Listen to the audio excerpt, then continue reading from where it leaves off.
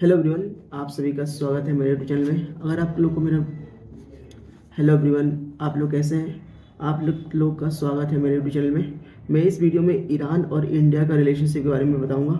First of all मैं Iran का geography और डेमोग्राफिक सिस्टम के बारे में बताऊंगा, कुछ मैंने लिखा है उसका डेटा वोटा लेके। फिर उसके बाद इंडिया और ईरान का रिलेशनशिप किस किस फील्ड में है और कैसा है उसके बारे में, और क्या किस तरह ईरान इंडिया के लिए सिग्निफिकेंस रोल प्ले करता है और ईरान के लिए किस तरह इंडिया सिग्निफिकेंस रोल प्ले करता है उसके बारे में मैं इस वीडियो में बताऊंगा। प्लीज़ मेरी वीडियो से बने रहेगा और सुनिए। अगर आप लोग को मेरा वीडियो अच्छा लग रहा हो तो प्लीज़ मेरे चैनल को सब्सक्राइब कीजिए। मैंने अभी इसके बारे में पढ़ाई किया था, पढ़ा है, तो इसके बारे में मैंने कुछ इन्फॉर्मेशन यहाँ पे इस तीनों पेजों में लिख लिया है, उसी के बारे में यहाँ बताऊँगा वीडियो में। शुरू करते हैं हम लोग जोग्राफी से, ईरान की जोग्राफी से। और देखें तो ईरान को हम लोग इस्लामिक रिपब्लिक ऑफ ईरान भी बोलते हैं और पर्शिया भी बोलते हैं इसको, जो वेस्ट एशिया की कंट्री है, जो पाकिस्तान के पास ही है। टोटल एरिया इसका 1.648 किलोमीटर स्क्वायर में फैला हुआ है और ये वर्ल्ड का 17वें प्लेस पे आता है पॉपुलेशन में। मतलब पॉपुलेशन का 17वें प्लेस पे आता है ईरान, जिसमें 90 मिलियन आबादी है यहाँ पे। और देखा जाए तो ये 17वें प्लेस पे एक 17th लार्जेस्ट कंट्री है वर्ल्ड में ये। और कैपिटल इसका तेहरान है। और इसमें यहाँ पे लगभग 99% लोग इस्लाम को फॉलो करते हैं। और ह्यूमन डेवलपमेंट इंडेक्स की बात की है तो 0.774 है, हाई है, मतलब अच्छी है यहाँ पे। और ईरान किस किस कंट्री से बॉर्डर शेयर करता है?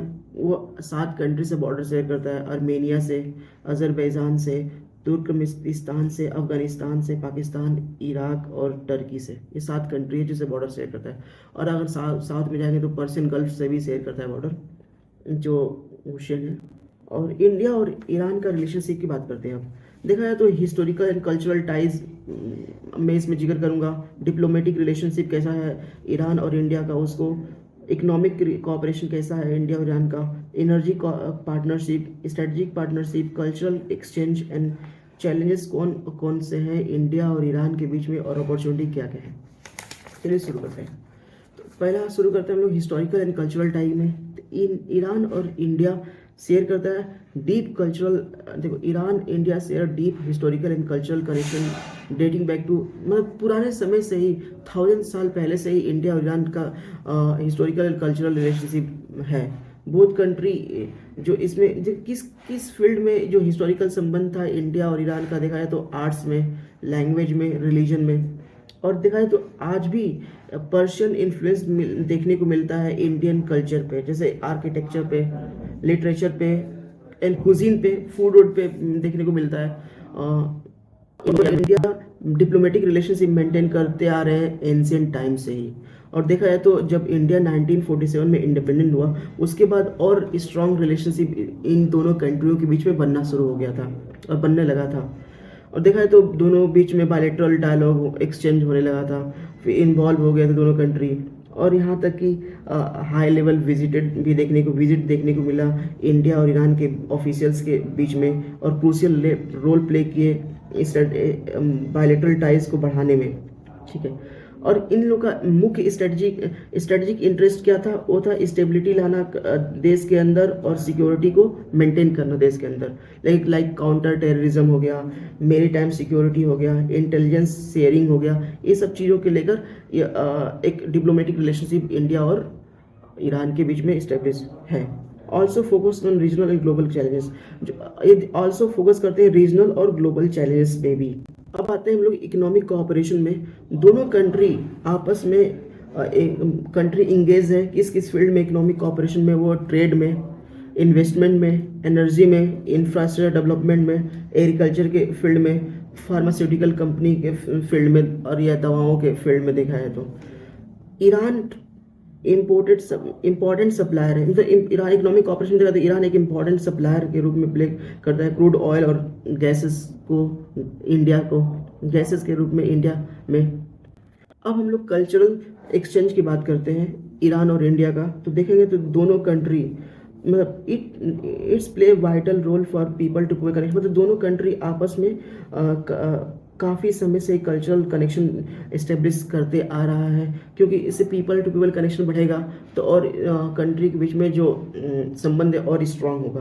तो इसके लिए क्या क्या कंट्री करती हैं? दोनों कंट्री आपस में एक कल्चरल फेस्टिवल करती हैं, दोनों ऑर्गेनाइज करती हैं country, both country organise cultural festivals art exhibition organise करना, एकेडमिक एक्सचेंज मतलब स्टूडेंट्स का ईरान के स्टूडेंट इंडिया में पढ़ने आते होंगे, इंडिया के स्टूडेंट ईरान पढ़ने जाते होंगे, तो एक कल्चरल एक्सचेंज होता है।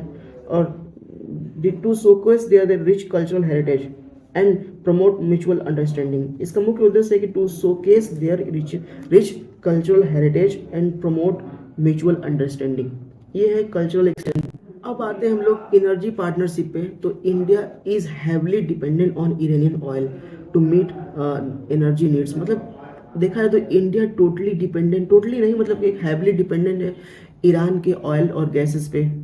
और यहाँ तक कि ईरान पे काफ़ी सैंक्शन लगाया जाता है, इंटरनेशनल सैंक्शन लगाया गया, तब उसके बावजूद भी इंडिया के साथ ईरान ऑयल का व्यापार होता है। इंडिया और अब देखते हैं इंडिया क्या क्या करता है। India involve in development of Iran Chabahar port, जो कि इम्पॉर्टेंट स्ट्रेटेजिकली इम्पॉर्टेंट पोर्ट बनाया जा रहा है इंडिया के द्वारा, या बनाया जा चुका होगा इंडिया में चाबहार पोर्ट ईरान में। इसका मुख्य उद्देश्य क्या है कि provide access to Afghanistan and Central Asia while bypassing Pakistan. मतलब पाकिस्तान से को हटा, मतलब पाकिस्तान बीच में पड़ जाता है ईरान के और इंडिया के बीच में, तो उससे ना जाके हम लोग ईरान के पोर्ट चाबहार पोर्ट को बिल्ड कर देंगे, तो इससे क्या होगा कि हम लोग सेंट्रल एशिया से आसानी से कनेक्ट हो सकते हैं, इंडिया वाले कनेक्ट हो सकते हैं, व्यापार के लिए हो सकता है, टूरिज्म के लिए हो सकता है, और अफगानिस्तान से हम लोग अफगानिस्तान का मेन लैंड एक्सेस मिल सकता है हम लोग को, ये सब चीज़ें हैं। अब आते हैं हम लोग स्ट्रेटेजिक पार्टनरशिप पे। हम लोग देखते हैं इंडिया और ईरान दोनों में ही टेररिज्म का एक प्रॉब्लम है और स्टेबिलिटी का प्रॉब्लम है, स्टेबिलिटी नहीं होता है, तो उसको देखते हुए दोनों कंट्री आपस में कोऑपरेट कर रही हैं, करते आ रहे हैं या कर रही हैं, सिक्योरिटी इशू को लेकर, इंटेलिजेंस शेयरिंग को लेकर एंड काउंटर टेररिज्म इफेक्ट को लेकर आपस में कोऑपरेट कर रही हैं। इंडिया सपोर्ट, और यहाँ तक कि इंडिया सपोर्ट करता है ईरान को पीसफुल न्यूक्लियर प्रोग्राम में भी। ये हो गया स्ट्रेटेजिक पार्टनरशिप का छोटे शॉर्ट में। अब हम लोग बात करते हैं मल्टीलेटरल कॉर्पोरेशन में इंडिया और ईरान का। इंडिया एंड ईरान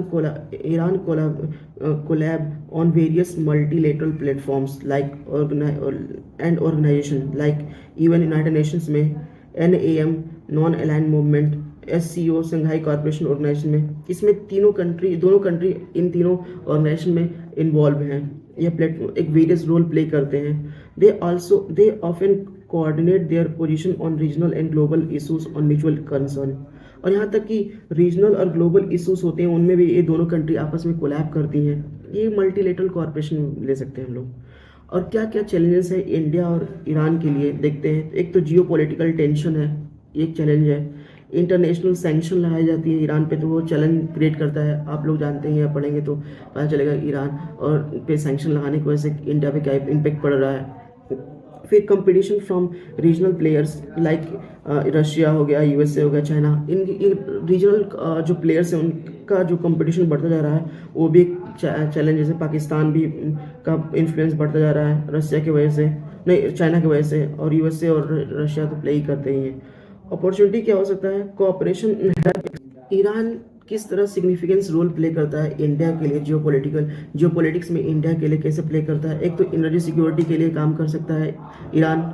एक तो चाबहार पोर्ट का डेवलपमेंट किया जा रहा है, उसकी वजह से चाबहार पोर्ट का डेवलपमेंट होगा तो आसानी से हम लोग सेंट्रल एशिया में विजिट कर सकते हैं, या उसका हम लोग अपना व्यापार कर सकते हैं, ट्रेड कर सकते हैं सेंट्रल एशिया से। और आसानी से हम लोग अफगानिस्तान को भी, अफगानिस्तान का जो मेन लैंड है उस पर हम लोग आसानी से जा सकते हैं, ठीक है। और रीजनल स्टेबिलिटी के लिए फिर उसके बाद देखते हैं counter balance to Pakistan and China. Pakistan और चाइना काउंटर बैलेंस करने के लिए भी एक रोल प्ले करता है ईरान। अब मैंने बता दिया, आगे वीडियो में पहले ही बता दिया है। कल्चरल हिस्टोरिकल टाइज तो हम लोग जानते ही हैं। एक काउंटर बैलेंस कैसे करते थे पाकिस्तान चाइना को, क्योंकि देखा है तो चाइना पाकिस्तान इकोनॉमिक कॉरिडोर बनाया जा रहा है, या बनना हद तक बन भी चुका है। उसके वजह से ये इन्फ्लुएंस बढ़ता जा रहा है ईरान पे, इसका अफगानिस्तान पे, चाइना का, दोनों कंट्री पे। तो उसको और सेंट्रल एशिया में, तो उसको काउंटर करने के लिए इंडिया भी अपना इन्फ्लुएंस बना रहा है ईरान पे।